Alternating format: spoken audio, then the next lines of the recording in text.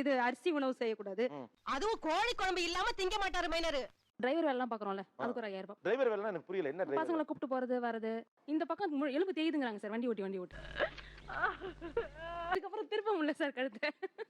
ஆனா ஆபீஸ்க்கு 25 கிலோமீட்டர் வீட்டுக்காரர் போயிட்டு வந்துகிட்டே இருக்காரு. அது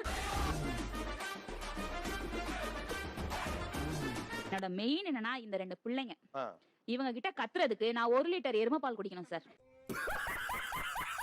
3 தரம் போயிட்டு வரணும் சார். அதுவும் எங்க வீட்டுக்கும் ஸ்கூலுக்கும் வந்து ஒரு 10 கிலோமீட்டர்ஸ். பேக் போச்சு, என் கழுத்து போச்சு, எல்லாமே போச்சு, என் கலர் போச்சு. சகல நிலைமை நினைச்சு ரொம்ப பரிதாபமா இருக்குப்பா. போச்சு, மெயின் என் பர்சனாலிட்டி போச்சு சார். ரொம்ப ஃபீல் பண்றேன் சார் நானு.